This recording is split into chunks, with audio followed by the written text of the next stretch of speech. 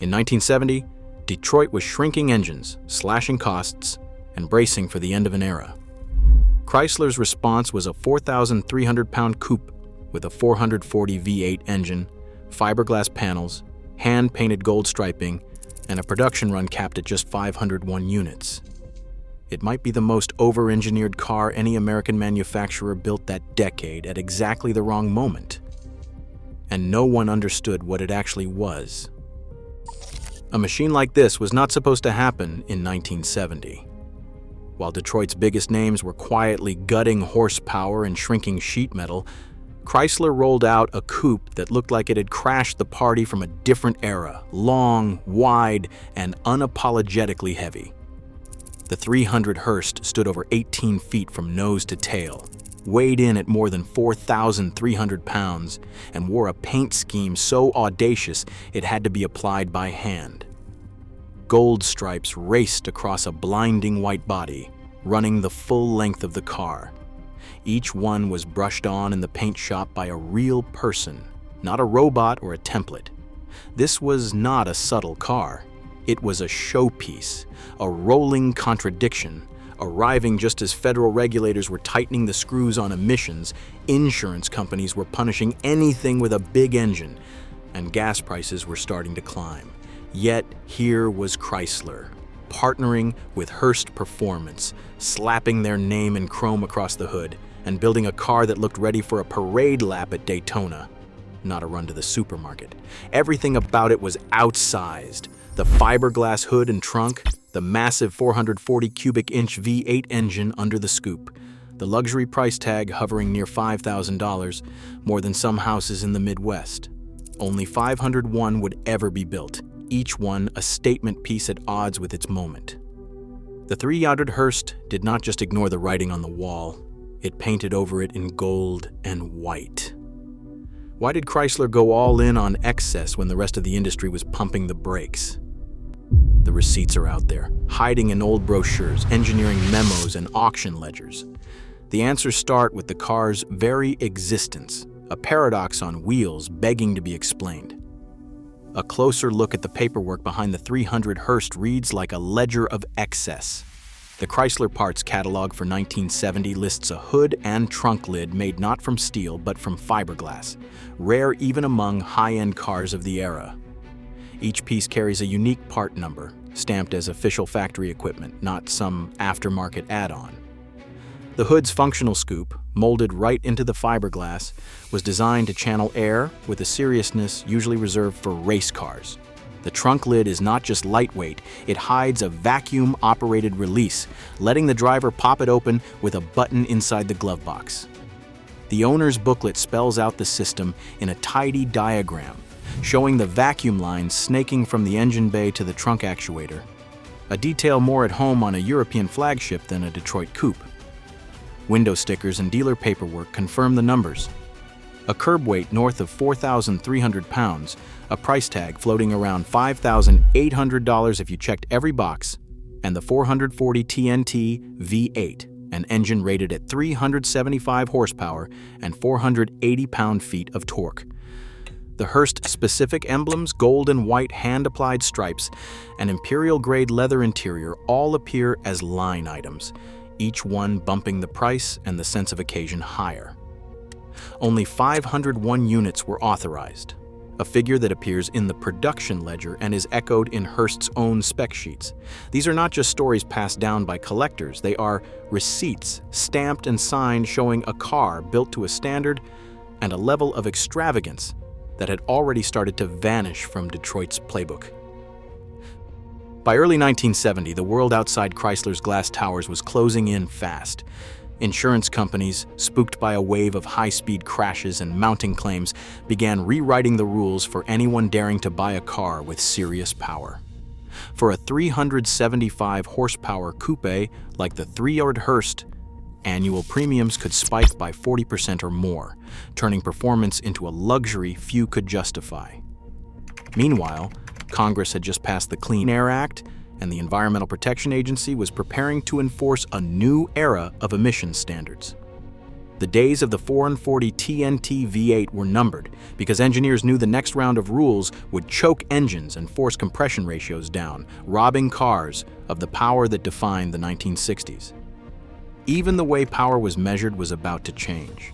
For 1971, automakers would have to quote neti horsepower, numbers that looked far less impressive on paper. The 300 Hurst's 375 gross horsepower would shrink to about 260 net, a drop that made showroom bragging rights evaporate overnight. At the same time, gas prices were inching upward, and the first tremors of the coming fuel crisis were already rattling Detroit's confidence. Big displacement engines, once a selling point, now looked like a liability in a market jittery over every cent at the pump. Chrysler's own ledgers told a grim story. Quarterly reports from mid-1970s show a 7% fall in net income compared to the year before, with executives blaming warranty costs, emissions compliance spending, and slumping sales. Every department felt the pressure to cut, streamline, and prepare for a leaner era. Yet against this backdrop of belt-tightening and regulatory squeeze, the 300 Hurst rolled out as if none of it mattered. A statement car built in defiance of every trend and warning sign, its existence as much a provocation as a product. The 300 Hurst has worn the label of muscle car for decades, but the reality is more complicated. Underneath the bold stripes and Hurst badges, Chrysler's own marketing spelled it out. This was a grand touring coupe, built for high-speed comfort, not quarter-mile supremacy. Every single car came with a 3-speed torque flight automatic, no manual option, not even as a special order. That alone set it apart from the true muscle crowd, who demanded clutch pedals and short throws. The brochure called it a luxury high-performance grand touring coupe. Spotlighting the imperial-grade leather, the power everything, and the kind of ride meant to eat up interstate miles without breaking a sweat. Yet the numbers did not disappoint. Period tests clocked 0 to 60 miles per hour in about 7.1 seconds, with a top speed brushing 120 miles per hour. The 440 TNT V8 delivered 480 pound-feet of torque, all available with a gentle push of the throttle, no need to wring out every last RPM. This was a car for the left lane, not the drag strip, and Chrysler wanted buyers to know it. The Hurst was never meant to be just another muscle car. It was a luxury express engineered for effortless speed and statement-making presence, with every detail from the automatic-only drivetrain to the grand touring rhetoric backed up in the paperwork and the way it drove. Chrysler's decision to build the 300 Hurst in 1970 wasn't just a technical gamble. It was a statement about identity. At a time when the industry was bracing for smaller, more efficient cars, Chrysler doubled down on size, complexity, and spectacle. The company's advertising from the late 1960s still echoed the bravado of an earlier era, sweeping shots of endless highways, chrome badges glinting in the sun, and taglines promising a kind of effortless American power. But by the time the 300 Hurst arrived, those images were already starting to look like postcards from a world that was slipping away. This car wasn't built for the cautious or the practical.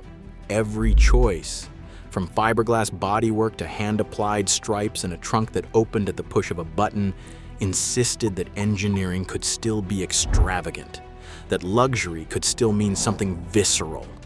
Chrysler's leadership saw the 300 Hurst as more than just a product.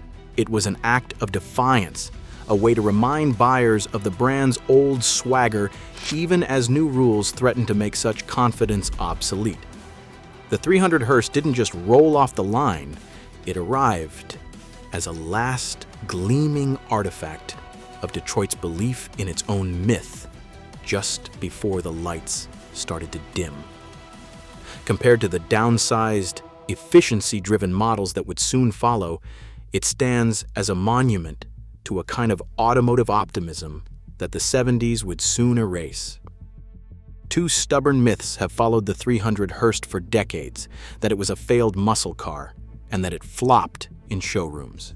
The paperwork tells a different story. Chrysler's internal memos, preserved in the Hurst partnership contract, set the production ceiling at 501 units before a single car left the line. This wasn't a case of poor demand. It was a deliberate move to create scarcity and elevate the three-hour name for collectors and prestige buyers. Auction houses now lean on this fact. Megcom's listings for the 300 Hurst call out its status as a limited-run luxury grand tourer, not just another muscle car. Bring a Trailer auctions highlight original documentation, Hurst badging, and the car's unique place as a hand-finished, co-branded flagship. Modern bids routinely climb above $100,000, evidence that rarity and intent, not sales failure, drive its reputation today. The market has caught up to what Chrysler planned all along. A statement piece designed for exclusivity, validated by the very receipts that once fueled the rumors. Half a century later, only a fraction of the original 501 survive. Each is a stubborn reminder that audacity sometimes leaves artifacts, not successors. As today's auto industry chases efficiency and conformity, the 300 Hurst stands as an irrefutable fact. Sometimes the most improbable machines become the hardest to ignore,